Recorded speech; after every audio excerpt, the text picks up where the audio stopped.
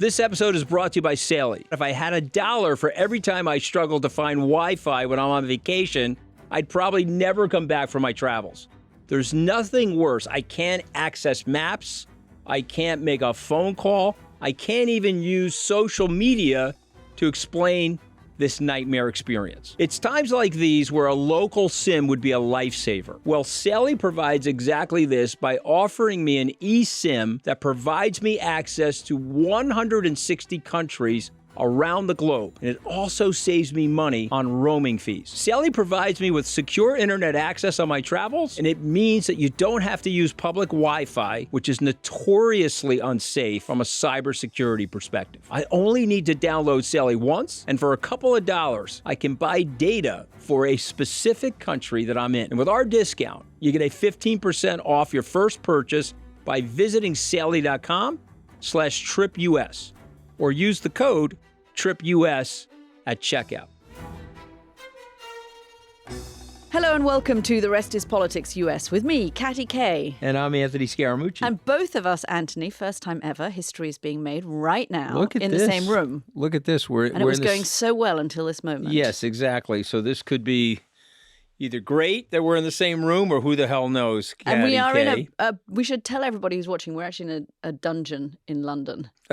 London, England, that is, because we've been on this tour and should around Trump the country. win the election, this is where I could be sleeping and hiding. It's an undisclosed location in London, by the way, so good luck finding it. Before we get to the politics of the week, of which there has been a lot, and we get to your dance moves, which will make sense to everybody in a few minutes' time. Oh, my God. How have you enjoyed the tour? By the way, for those of you who don't know, who've been under a rock recently, Anthony and I have been touring the United Kingdom. We've been to Manchester, Glasgow, Cardiff, London. Last night, 13,000 people turned out to the O2 Stadium. You, Paul McCartney, Taylor Swift, Led Zeppelin, Pink, all in the same location. Here's what I would say. This has been the most flattering and inspiring thing that I think I've ever done in my professional career. I love this country. I love visiting those cities. But to have 13,000 people in the O2 arena to talk to political nerds, Gaddy, or to listen to political nerds, I'll tell you, bravo, okay, and well done. And the consensus was that Katty Kay stole the show last night in both appearance and presentation. Yeah, I was going to mention the suit, but then if I tell you that I went to Zadig and Voltaire and bought a new suit, you'd tell everybody, I would blush, and so we've done that already. And we already discussed we'll keep that just between the two of us. We've already discussed the poshness of you relative to the proletarian nature of me and Alistair. But not of Rory Stewart, who is clearly the poshest of the lot of us. No, his accent definitely gives him away. Anyway, I should make a quick plug. We are going to be doing a show in New York on 28th of October. That is now sold out. Thank you to everyone that's coming in New York. But Team DC, we do still have tickets for Washington, DC on October the 30th. We would love to see you all there. Super interesting time. This is going to be just days before the election. So do come.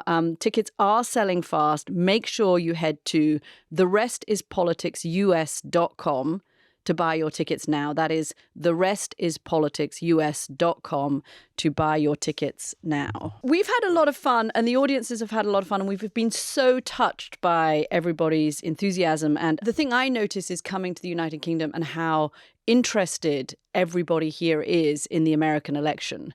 And I think that is something that our American listeners ought to know about, that there is just so much global fascination and a certain amount of trepidation about what is going to happen in the United States on November the 5th, because whatever happens at 1600 Pennsylvania Avenue has an outsized impact compared to any other capital in the world on everybody who's listening to us around the world and to countries around the world. And I think the size of the audience, the kind of in-depth nature of the questions we were getting, and people were really asking us very granular questions about the state of this race.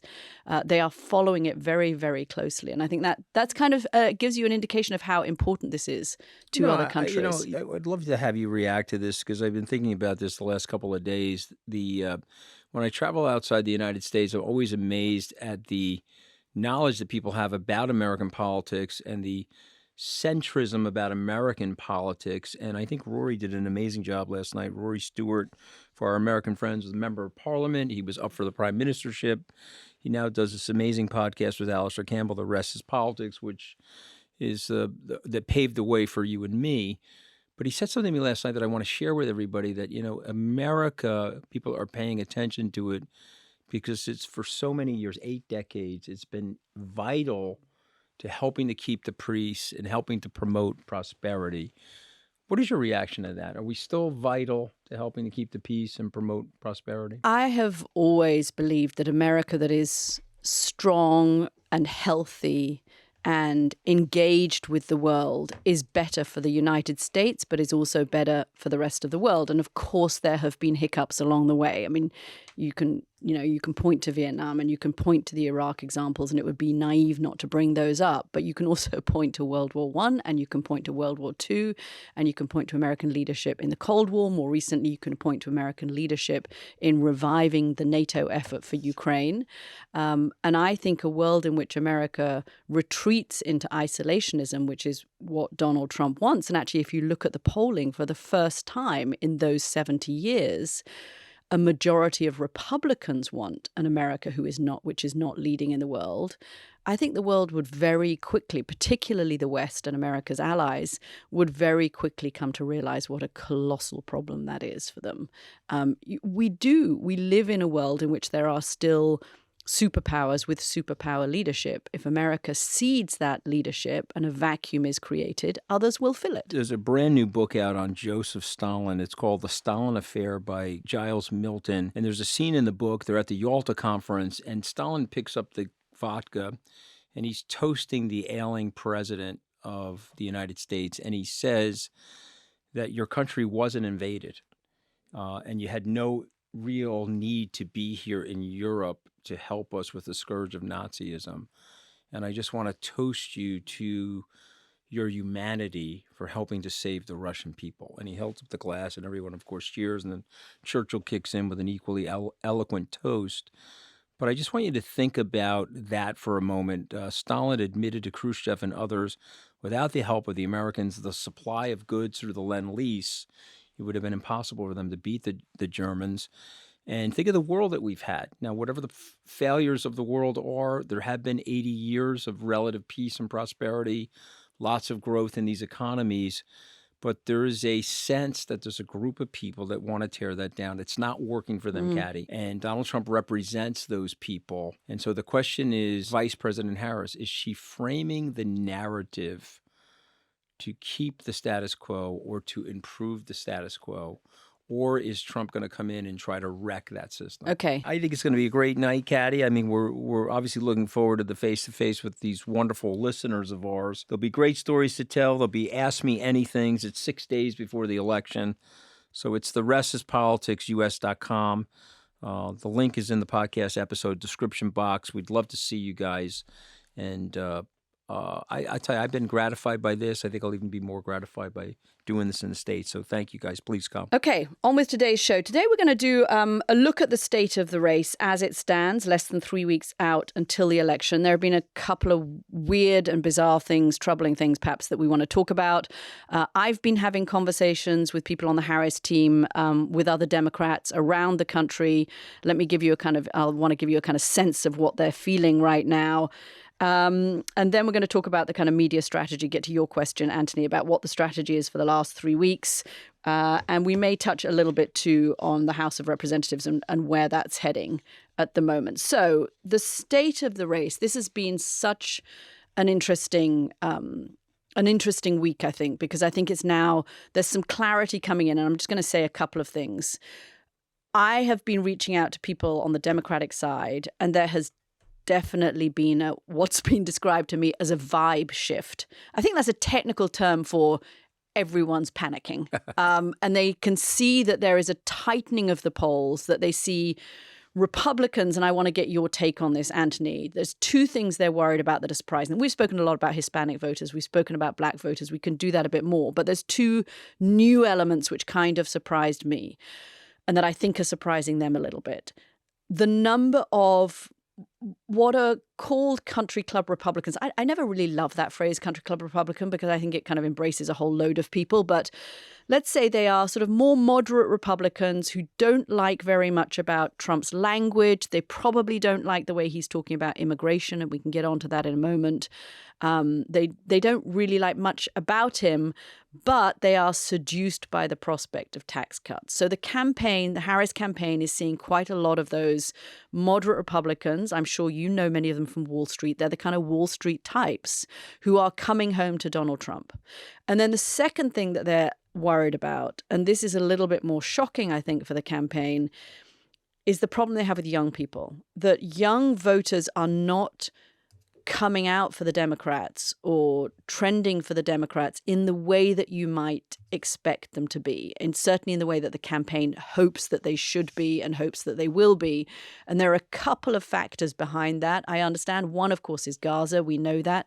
There's a lot of dissatisfaction. I have spoken to young voters who have told me that they are absolute Democrats, but they really don't like America's policy on Gaza. They don't like the fact that their own tax dollars are being used to fund Israel's effort against Palestinians in Gaza. So that is still a problem for the Democrats and still a problem for Kamala Harris. And then the other reason I think for young voters is that Harris has not managed to distinguish herself sufficiently from Joe Biden and comes across as just, for some of these young voters, it's kind of same old, right? She's just part of that two-party structure that is never really going to change very much, that has not delivered very much for young voters. And I've spoken to young voters who have said, listen, I am a Democrat. I'm never going to vote for Donald Trump, but I'll just vote third party because I'm kind of throwing up my hands in despair at the prospect of anything ever changing in this country. So to me, that's the central question. The narrative that I'm not Donald Trump, I get that. Lots of people will vote not Donald Trump. But what am I? What's my vision for the future? What's my vision for America's role in the national security of the world? Okay, the international security, I should say. And I'm just wondering out loud about those things. The other issue, which we both know, is that the number of African American men that are voting for Donald Trump, that seems to be on the rise. Now, she put out a tweet this week about offering certain ideas to African American men. And I'm just wondering, Kathy, if you saw that. And then my question to you, is it a little patronizing? Because some people are suggesting that if she's going to give $20,000 no payback loans to black men and then quote unquote others, is that even constitutional? Can you set up something and offer, hey, if you're black and a male, I'm going to give you $20,000? And is that a little bit too specious and a little bit too transactional? I don't know. Want to get your opinion on that. And her going on Charlemagne. Yeah. Okay. Was that a good performance for her? I listened to it, but I'd like to hear your opinion before I give mine. So full disclosure, I've not listened to the whole Charlemagne the God. When we were out at the DNC, Charlemagne was there. And of course, he's like a huge, we should say who he is. He's a radio host. Very, very popular. Mm-hmm. He has a morning show called The Breakfast Club, and it's him and a couple of other hosts. And he is a huge, my son, for example, 30-year-old son, listens to Charlemagne every morning. And when we were in Chicago at the DNC, he was there and he was like the rock star of the show. So she goes on. He has a big black audience as well, black men. He is an African-American man. And my understanding is that her performance on The Breakfast Club had quite a few holes in it and that people were not thrilled by it, but also partly by his performance too and his questioning. So what did you think? Because he was light on her. She was, here's the thing. Trump goes on stage. He's at the economic club. He says vacuous, crazy things. He tells Maria Bartiromo the tariffs could be 100, right. 200, 500. Okay, that's Donald Trump. We're going to give him a pass. Charlemagne's asking about specific policy proposals, specific things on her agenda. She's being very cursory about it. And he's known to be more of a stickler. He didn't hammer her and say, okay, hold on, Madam Vice President, give me the details. I want to hear them. He didn't do that to her. He was very light on her. People listen to Charlemagne, in my opinion, for one reason. He's extraordinarily competent. Yeah. And he understands the zeitgeist. And he's unpredictable, which I really like about him. And let me tell you something. And when he makes an argument, it's fortified with a ton of research and it's fortified with a ton of knowledge. And so he has a brilliant podcast. I don't think that necessarily helped her. And I don't think these policies that she's pushing are necessarily helping her, but I do think there is something helping her, and that is the dematerialization of Donald Trump. And so we're watching Trump dance for 39 minutes awkwardly. I mean, you can't unsee that, Caddy. So, I don't know what that was all about. We'll describe it to the viewers and listeners in a second. But we're watching Trump become meaner and crueler. We're watching him become more misogynistic and more racist and more anti-immigrant, if you will, and more dehumanizing. And I said last night to 13,000 people at the O2 Arena that Donald Trump talks about non-white immigrants to the United States the way the National Socialists talked about the Jews in the 1930s. Okay, so this is very frightening stuff. And I think it's raising alarm bells with students of history. So college women, we were going over this before the show started, college women in the cross stabs, they're plus 30, college-educated women plus 38 for Harris. So smart people that have looked at history and see the warning signs of the nonsense that Trump is espousing are with her. You have been saying, and I've agreed for the last couple of weeks, that she just needs to do a lot more media interviews and get a lot more performances out there. The campaign, I was texting with a senior campaign official yesterday who said the strategy now is to flood the zone. That's what she's going to do an interview with Joe Rogan. She's going to go on Fox News. She did Charlemagne. Maybe there were policy positions people didn't agree with. Her position on wanting to decriminalize marijuana, perhaps that goes down well with Charlemagne's audience. But I think to then say, oh, well, it wasn't helpful to her, I'm not sure how can she flood the zone and really step up the media appearances, and then every single media appearance we turn around and say, well, actually, that one wasn't helpful to her.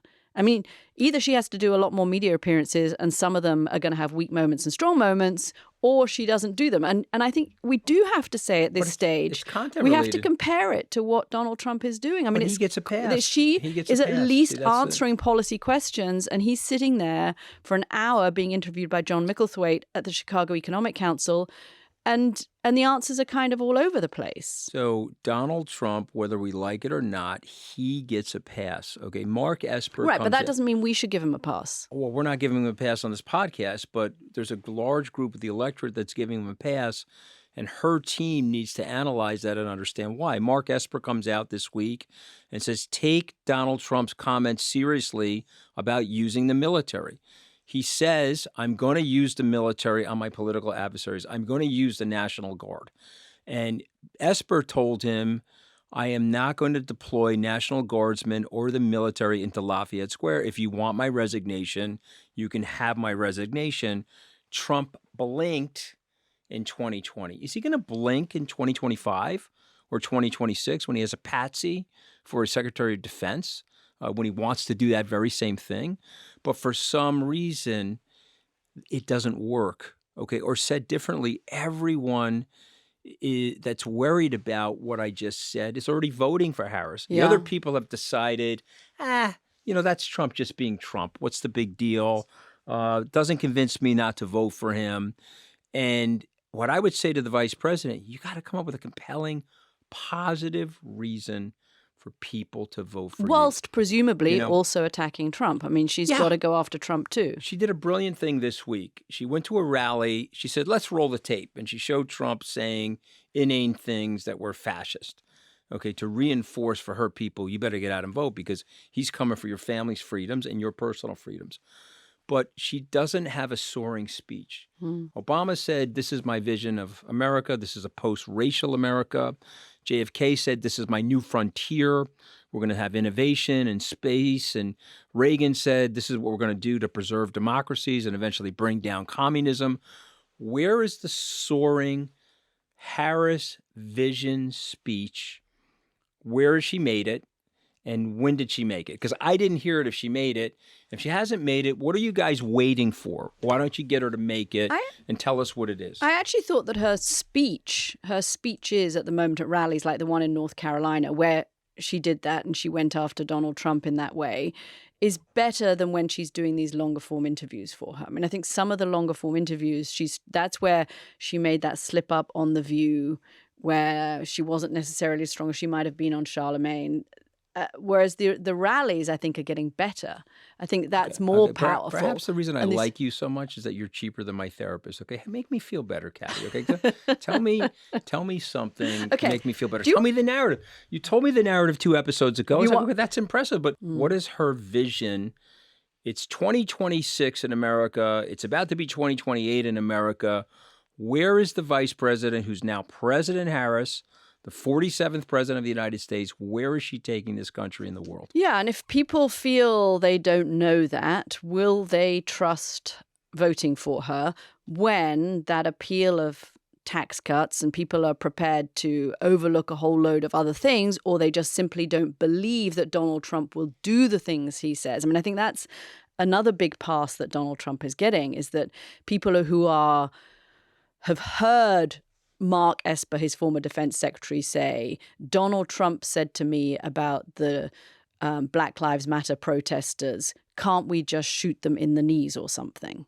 I mean, people are hearing this stuff about Donald Trump. They know that 2 of his former secretaries of defense, his former national security advisor, his former chief of staff, his former top general, General Milley, have all said that Donald Trump is unfit for office. I've covered 6 American elections. I have never seen so many people from a former administration come out and say that president is unfit to serve again. And yet people, I think what's happening, the reason that you're seeing Republicans come home to Donald Trump is they just don't believe it.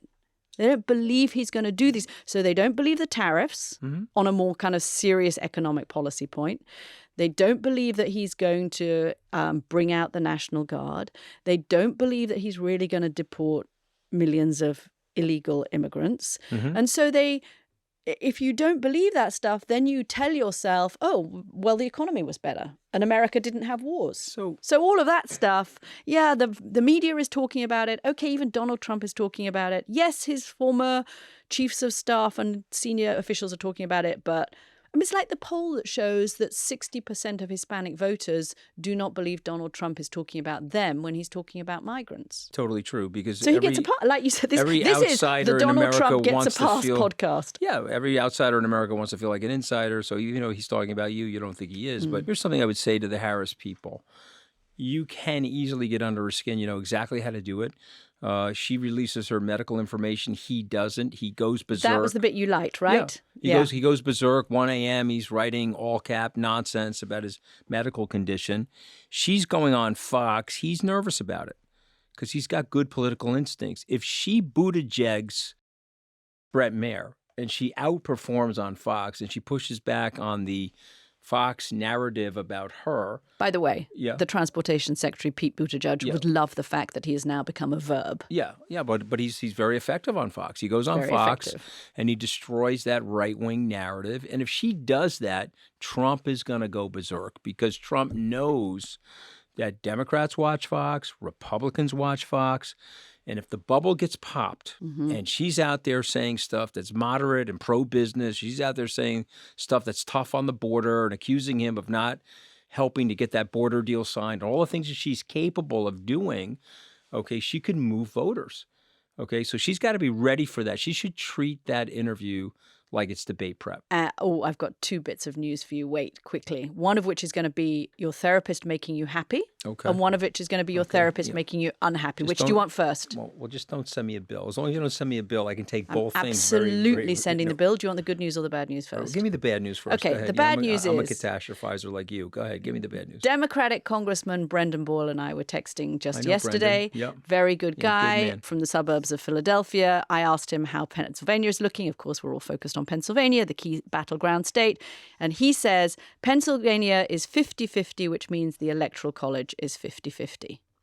Okay, one other quick piece of bad news, because you're feeling robust today. I hope that was the bad news. The bad news is, the other bad news is Jim Messina. Yeah. I got a text from him yesterday, who was the architect of Barack Obama's successful 2012 re-election campaign. He also helped David Cameron in the UK, which Alistair Campbell does not like him for. I know, that upset. was, he switched sides, turncoat. Anyway, Jim Messina texted me to say, Kamala Harris cannot lose white men as she is doing and win this election.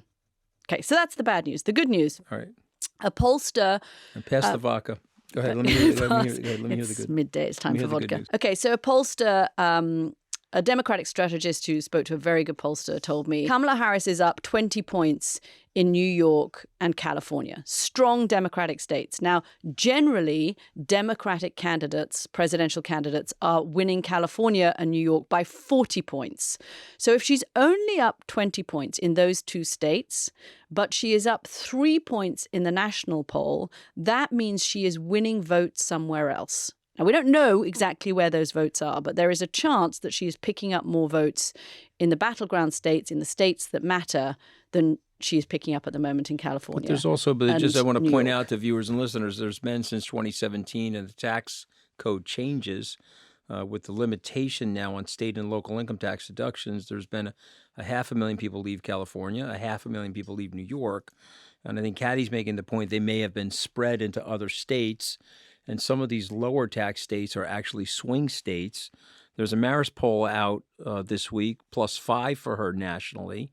So again, you know, and I know, and you said this before we got started, that there's a poll for everything. You know, we could say that Trump's up 5, we could say she's up 5, Rasmussen will have him up 5 before the election's over.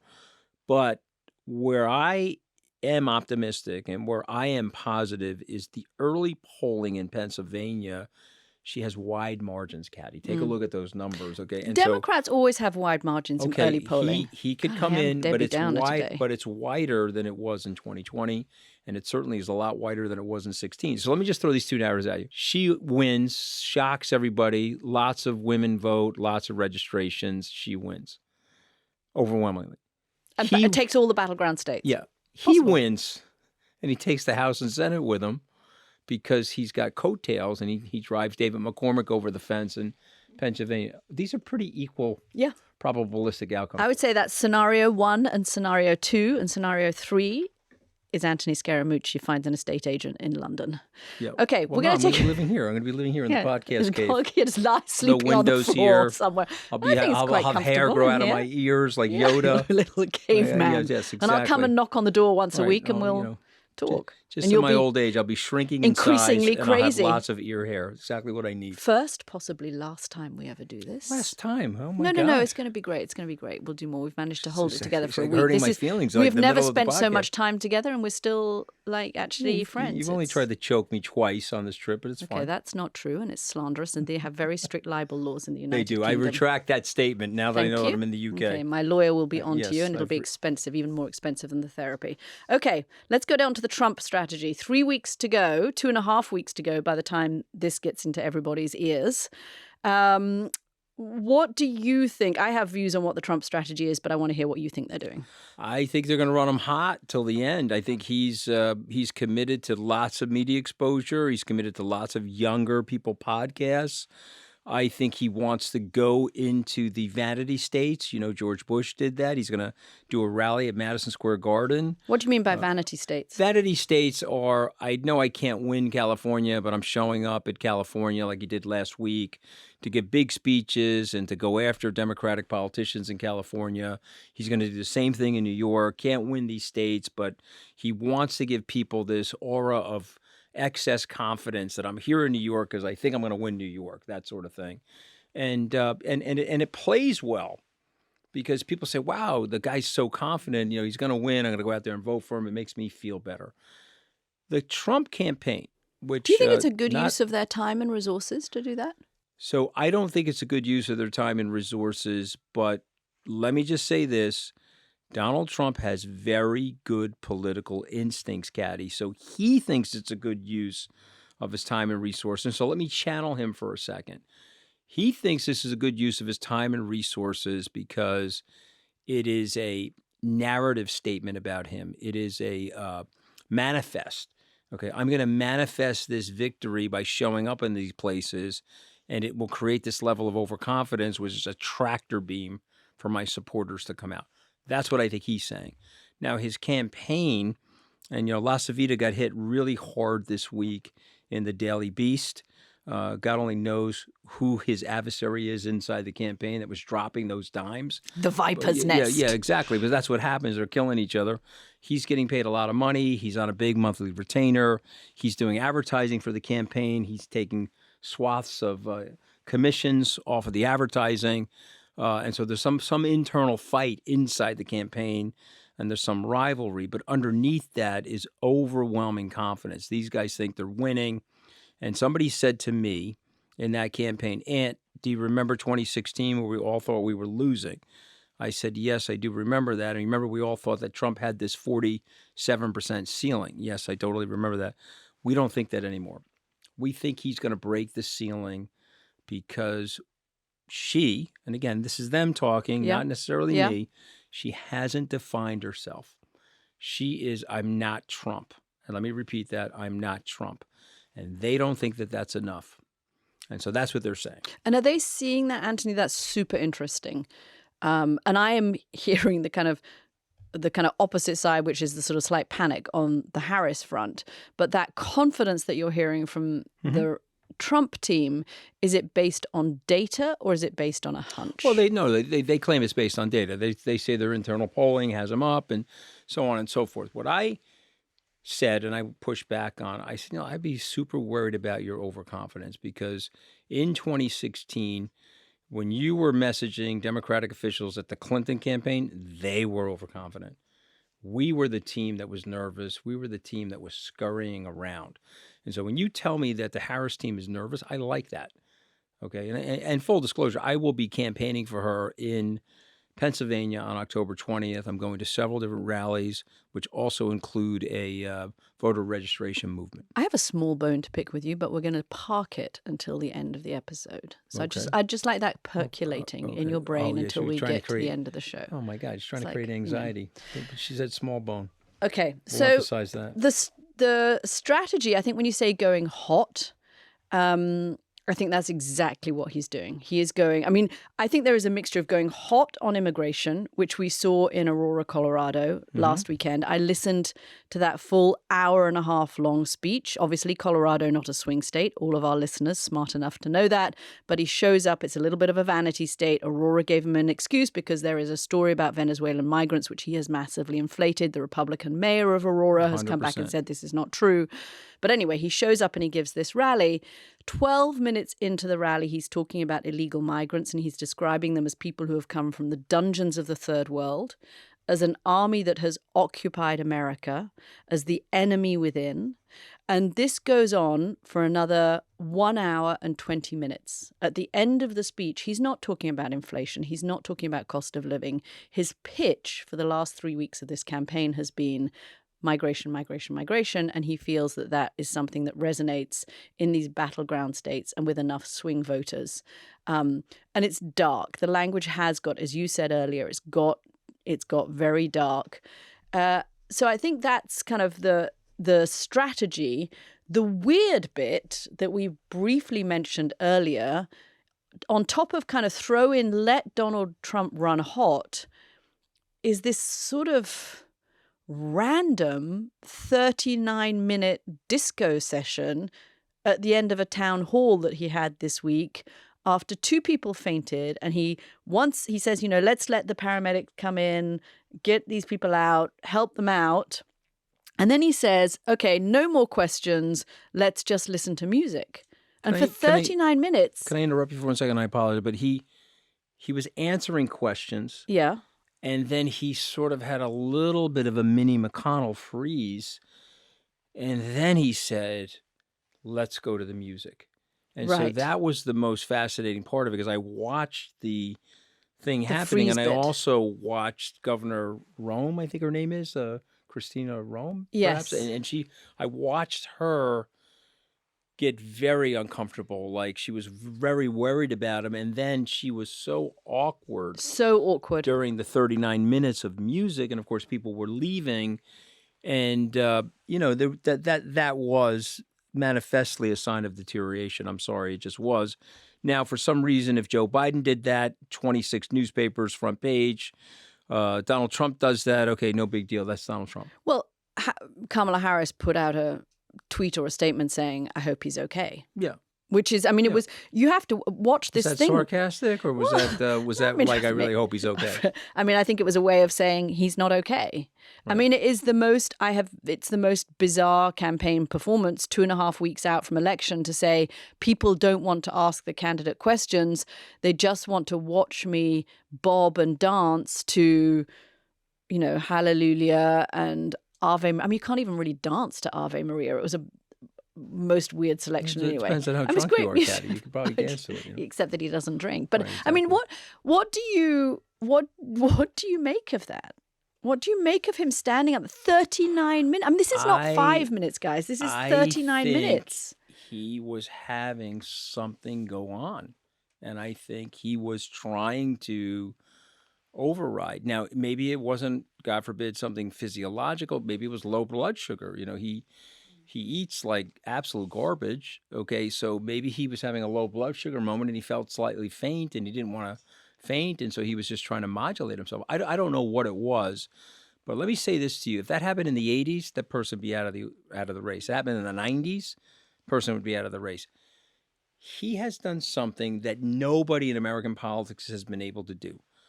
I'm going to talk about stuff that's crazy. You're going to accept that and you're going to say, oh, that's just Trump being Trump. I'm going to act like I'm cognitively degenerating. You're going to be like, okay, no problem. That's Trump being Trump. I don't know. I don't know. I can't figure it out. So let's say you are a 70-year-old American voter and you are following this campaign, Anthony, and trying to make up your mind about who to vote for the next president of the United States. How exhausted are you at this point in the process? Well, again, you're exhausted, but I do have 70-plus-year-old friends of mine. There's one gentleman, Italian-American, lives in Arizona, loves Trump, thinks he's the man. He's anti-immigrant. He sends me one screed, one meme after another, and it doesn't matter. Trump's on the right side of these things. And here's the thing about what you just said, where the bomb is. When you say the word 70, the next thing that comes out of my mouth is culture war. When you get to 70, you're a traditionalist and you don't like directionally where the left is taking the country. And so even Donald Trump is a bozo. He's my bozo, and I'm voting for him no matter what. And I think we should never ignore the degree to which this is now my 6th American election, and having traveled all over the country for elections here, I have heard for decades this sense of frustration and anger from people that they have been dismissed, looked down upon, ignored by the coastal elites. And they have a point. The editorial newsrooms of the major American news outlets, newspapers, television stations are based in New York, Washington, D.C., and Los Angeles. They are thousands of miles away from Topeka, Kansas. Just by virtue of the fact of distance, they don't know what's going on in the middle of the country and how people are suffering. Well, you made an important point to me last night, which you should reemphasize. In addition to not being thousands of miles away, they never visit those places. Am I right? They don't go. Yeah. They don't go to those places. Now, I think 2016 changed some of that awareness because all of us news organizations suddenly woke up. And a friend of mine, actually, who is a Guardian correspondent, was suddenly posted to Kansas City, Missouri for 2 years to cover the campaign, because I think there was a sudden realization, it was, my God, all this what's dismissed as flyover country, we don't know anything about it and we don't know what those people are going through.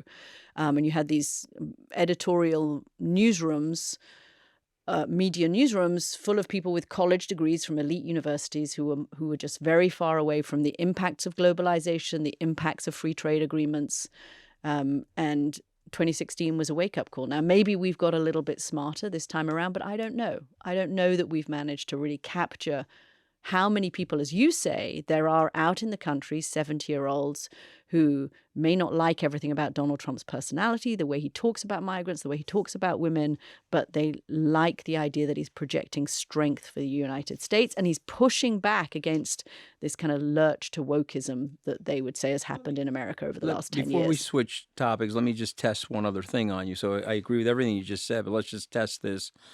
Some people in the African-American community don't like the Democrats coming to them, offering them favorable things and promises once every 4 years.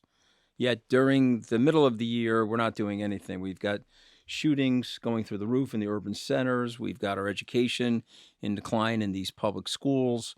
But once every 4 years, you guys show up with a few promises for the African-American community. So is that a justifiable Liz pendant, or is that not? You tell me. I think it's the same thing that I'm often hearing from Hispanic voters too, that Democrats just turn up when they want votes. Yeah. I've heard this time and again from Hispanic grassroots organizations saying our tendency is that we would like to vote Democratic, but guys, these guys are taking us for granted. All they want is our votes when it comes around to election day. So despite the weaknesses of Donald Trump and some elements of the fascist statements and elements of the malevolence, up against that are some of these arguments, and this is the reason why the race is so close. Okay, so here's my bone to pick to you. You ready? Okay, so you said it was a little bone. Let's focus. Okay. Let's get the right wording. Okay, Anthony, here is my little bone to pick with you. Yeah, go ahead. We've been out on stage for the last week with big audiences, and I have been making the case that Donald Trump is going to have a good shot at winning this election. And there are you and Rory making an amazingly confident case that Kamala Harris is going to sweep this thing. And Rory in particular, who thinks that he's going to double his already immense fortune, I am sure, by voting on the betting markets. Probably not the wisest thing to do, let's be honest, in a race this close. But anyway, Rory clearly looking into the betting markets and thinking that he can make a ton by voting on Kamala Harris. And then today, you're telling me that you're hearing from the Trump campaign that they're very confident and you're making the case that Donald Trump might win. No, I still think she's going to win. I'm not saying it that, but this is a podcast. I hope that people are tuning in because I want Harris to win, but I want to explain what I think is going on in the society so they get a good barometric pressure reading on the political zeitgeist. So I will make the case again. If she gets the turnout that I think she's capable of, if they stay organized and committed, she will beat him. And then we'll have to deal with the reckoning. And hopefully you and I can do a mini-series for our members and others about how the Republican Party can regain itself, its footing in America. If he wins, then we're going to have to do a series on, what type of dystopian activity could potentially happen. But I'm still in the camp that she's going to win. But I'm also smart enough, and I've been humbled by life and so many mistakes and so many misjudgments of things that have happened in my life to know that I could be wrong. But I am confident. Rory is way more confident than me, by the way. And when someone speaks that confidently, it does worry me because that could also potentially mean a blind spot. But I'm confident because I've looked at the numbers. But Caddy, I told Donald Trump the Brits are not going to Brexit. I can tell you the exact date. It was May of 2016. He looked at me and laughed and said they're 100% going to vote for the Brexit. And the question here is this election going to be about the empirical data, who's better for your life, who's better for the economy, or is this some kind of emotional nativism? What's it going to be? Okay, we're going to leave it there. Good place to end, Anthony. But for our founding members, you can listen to our special episode just for you guys this weekend on Saturday. And one of the questions we're going to answer in that episode is where is Joe Biden in all of this and what's his role in trying to get Kamala Harris elected? Is he doing enough for her campaign? We'll leave it there and we'll see you all next week. Thank you so much for listening. We'll see you next Friday.